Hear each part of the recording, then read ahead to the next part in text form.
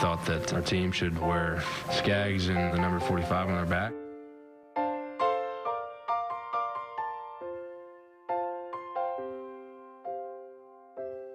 Scored 7 runs in the first, ended with 13. Tyler's birthday is 7/13. He is locked in, ready, focused to do something special in the ninth.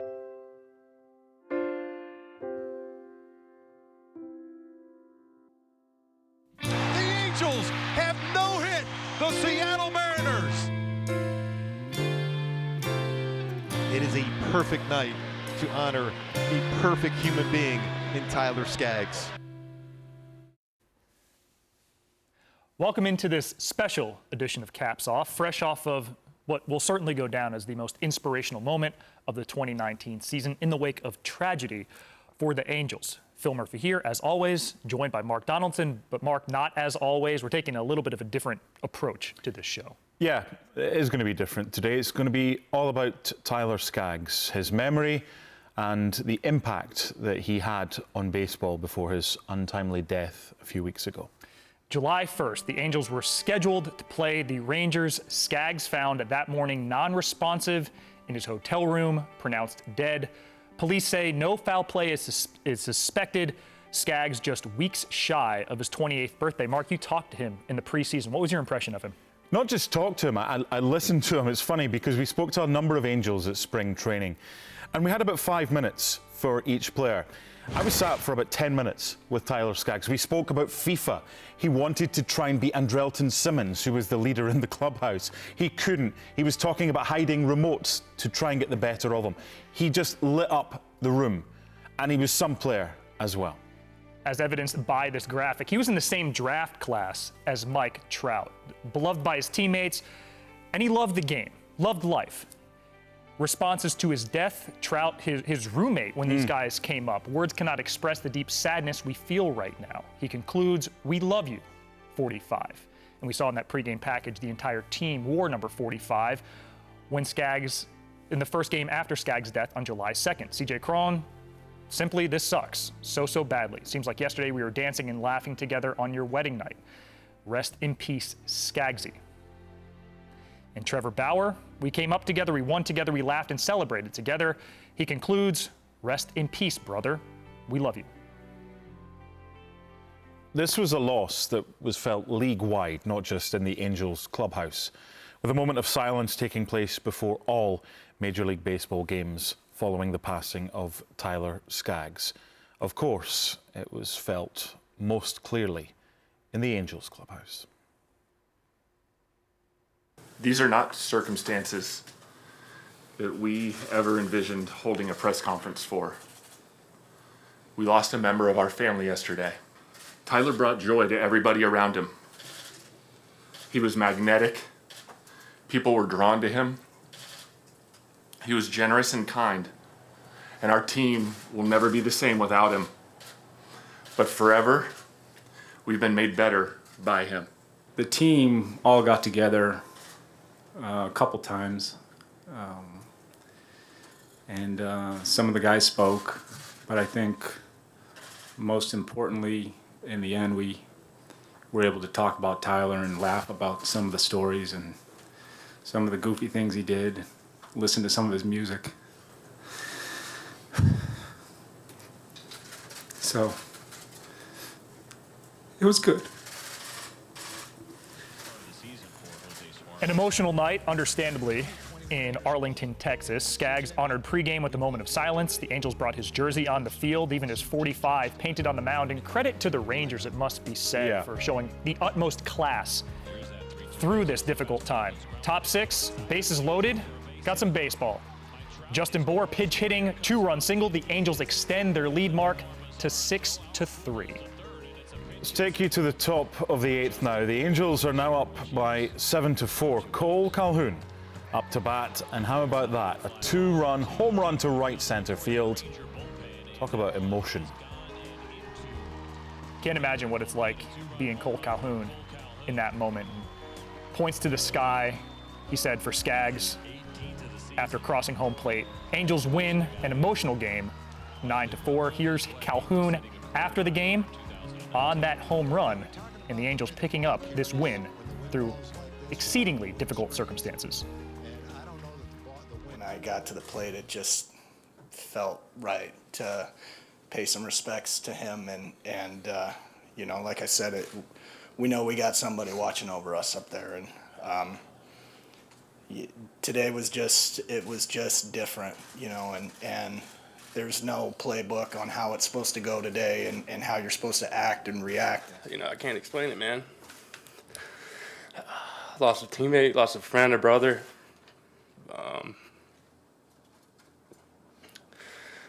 I just got to get through it.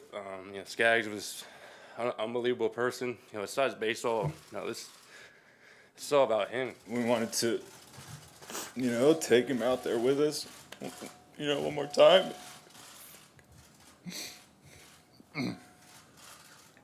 You know, he meant so much to all of us. You know, he was definitely my best friend.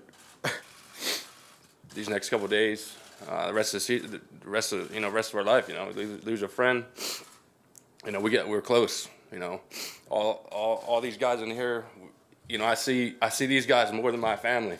You know, and you know, to lose, you know, somebody like him.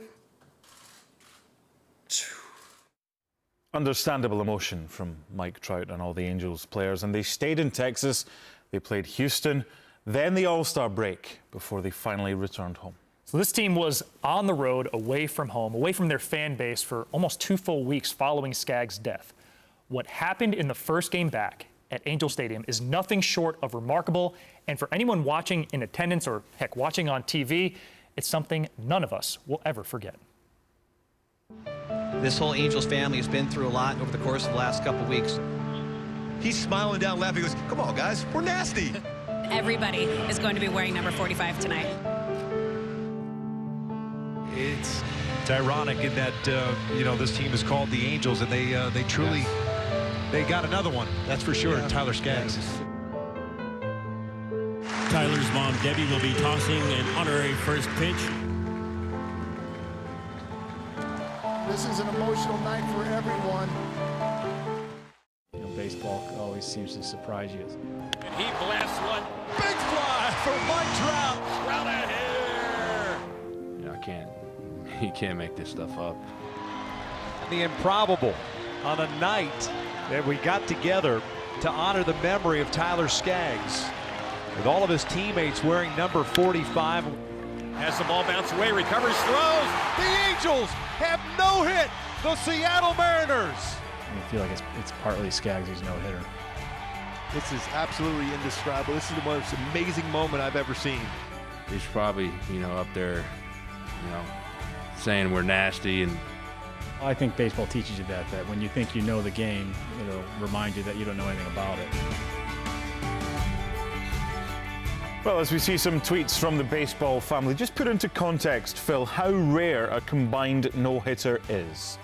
No-hitters are uncommon in and of themselves. There have been just over 300 in the entire history of the game. This is the first in the American League in almost 28 years to the day. More on that in a second. But looking, his teammate Andrew Haney, Andrelton Simmons, even Justin Verlander, his rival. Absolutely incredible. This is bigger than baseball, meant to be, inspiring players across Major League Baseball. And Mark, as if it's not incredible enough for the Angels to have thrown a combined no-hitter in their first home game following Skaggs' passing, check this out. The game concluded on July 13th, what would have been Skaggs' 28th birthday. July 13th, 13-7. The Angels scored 13 runs in the game, 7 of which were in the first inning. And there are a lot of baseball clubs in California. This was the first combined no-hitter in California since July 13th, 1991, the day Skaggs was born. Some coincidences just cannot be explained, and it's certainly not the only one. Let's take a look at a few more. This is the Marlins playing their first game after the death of star pitcher Jose Fernandez. Dee Gordon taking the first pitch of the game from the right side of the plate to honor Fernandez. And then later in the at-bat, of course he does, he hits a home run with tears in his eyes as he rounds the bases.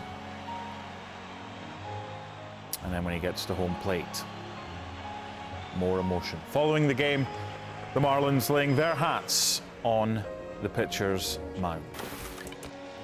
Similar scenes in Cincinnati. Reds relief pitcher Michael Lorenzen playing in the first game after the death of his father, August 2016, hits his first career home run. Rounds the bases, points to the sky as well. Lorenzen, similarly, moved to tears in the dugout and gets the curtain call from the fans. Incredible stuff there in Cincinnati. And one more, 9 years ago, Mother's Day. Dallas Braden pitching for the Oakland A's against the Rays. Not just pitching against the Tampa Bay Rays, pitching a perfect game, the 19th perfect game in the history of Major League Baseball. Braden lost his mom, Jody Atwood, when he was in high school due to a battle with cancer. So a perfect game on Mother's Day after all of that. Of course.